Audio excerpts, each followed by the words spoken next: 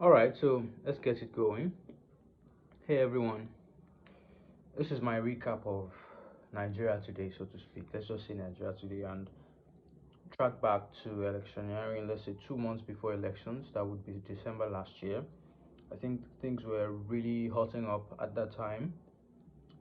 The obedient movement had really come to a peak, and you could tell that, of course, everyone who watched the electioneering and the months that led up to the election, the activities, you would know that Obi was a force. The obedient movement was a major force that really characterized the elections. So, where are we? From that time, we saw how the elections panned out.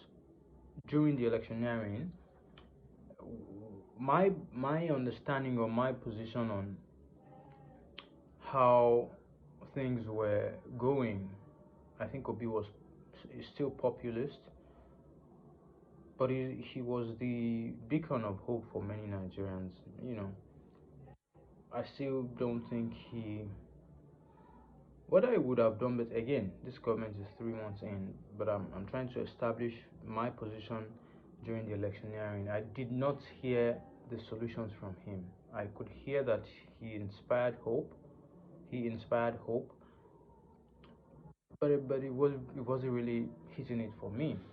Of course, a lot of people don't agree with that. In fact, most people online are obedient, and if you weren't supporting Peter Obi, you were like the enemy of the country. Why are you supporting Tinubu or Atiku? So I tried as much as possible to be neutral. Atiku, he was very private sector driven in his approach, in his um, documenting, and in his manifesto interviews. He didn't do a lot of that. But Atiku really was all about privatizing, which is something I, you know, understand a little bit about, that I follow and I believe works better. Government is not efficient. Government cannot do a lot of things well.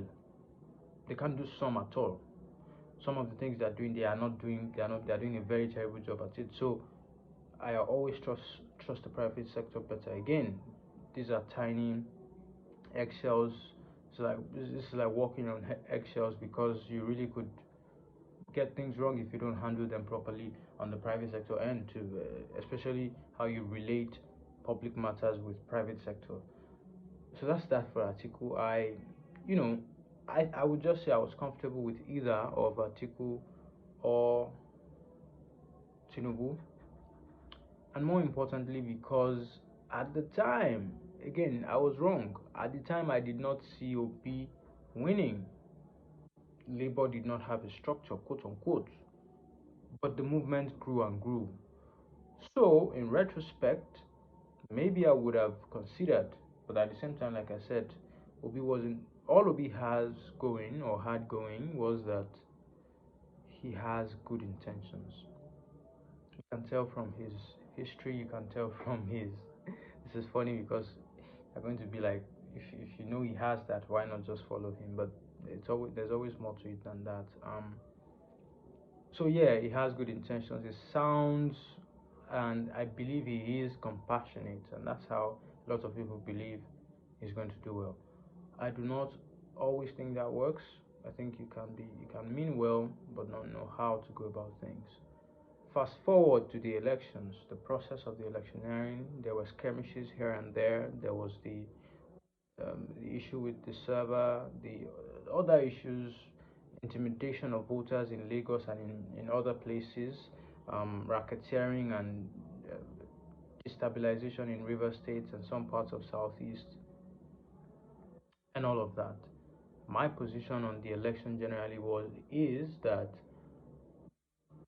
the skirmishes we saw are not enough to dismiss the entire election. We're talking about 170,000 polling units. I'm not sure we're able to identify 50,000 polling units where there were skirmishes. I'm not sure we're able to identify 10,000 in fact.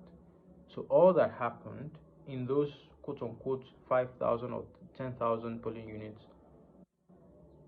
whatever the number of votes that would be recorded there cannot trump or cannot be strong enough to decide the 2 million difference between the number one and number three, for instance, or number one and number two, which has about 1 million difference.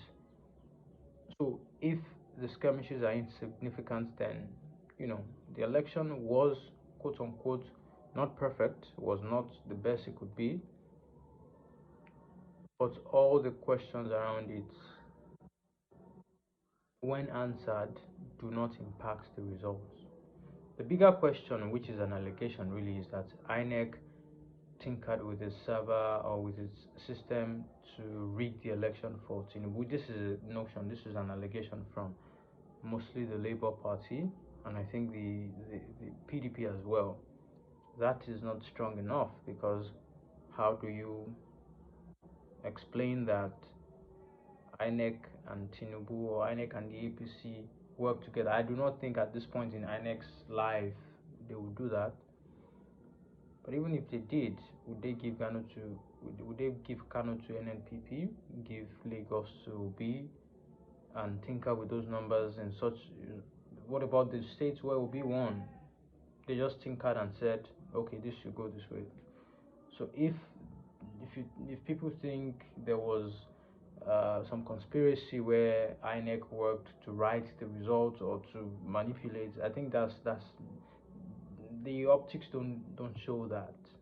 Obi won 6 point something million votes. I don't think APC and INEC would collude and give him all of that and give an NPC to Kanu and intentionally lose some states that are important. We saw that people voted along ethnic lines. Obi won heavily in the southeast. Atiku won not so much in the north. Obi was able to get some states, enough votes in some states. Won Abuja, won Lagos. You could see the APC win substantially in the southwest. Those are ethnic tendencies. That is presentable. That is reasonable. But to say that there was a major scheme, I do not see that as substantiatable, so to speak, if that's the correct English. We await the tribunal and see what happens from there. That said, it's disappointing that INEC made such blunders with their server and their preparations and the logistics and all of those shenanigans after 12, 16 years of planning, 24 years in fact, of our democracy. We still have logistical issues. Again, that's not too far-fetched from the Nigerian situation. You can see where it stems from. Logistics is not an annex problem. Road transportation is a general problem. So you can understand how those things come to affect individual agencies when they want to deploy. Data is still a problem. Overall, 30 million votes out of over 200 million people is not impressive. It simply means that not enough. Only about 15 to 20% of the population decided who would be president. That's not very impressive. So I'll leave that for conversations on another day. So let's get to governance now. Tinubu, there's been, of course, they won what most people now agree was a blunder, was announcing there and then that subsidy was gone. That could have been better managed. So on day one, Tinubu threw everybody off their feet into some chaos everywhere. When with the petroleum announcement, casually just announcing that subsidy was gone and gone for good, and 2 hours later, everywhere was in chaos. Prices had gone up, queues had returned to the filling stations and all of that. But a lot of people, of course, have been waiting. That not have been waiting. We just knew that whatever it was, subsidy had to go. But in this way, it was a little too unorganized. And then 2 months later, there are no palliatives. So these are some of the things that have characterized the Tinubu administration so far. Bad communication, maybe not bad. Maybe bad communication is not the best way to say it. Communication could be better. Could be a lot better. A delay in appointing ministers. the addition of offices, the seeming insensitivity in terms of how you spend money, or maybe they haven't even started spending, but the optics, how much are senators going to get? There was the case of 2 million per senator for holidays. Senators, ministers are said to collectively spend or be awarded or be given 1.37 billion naira for their accommodation.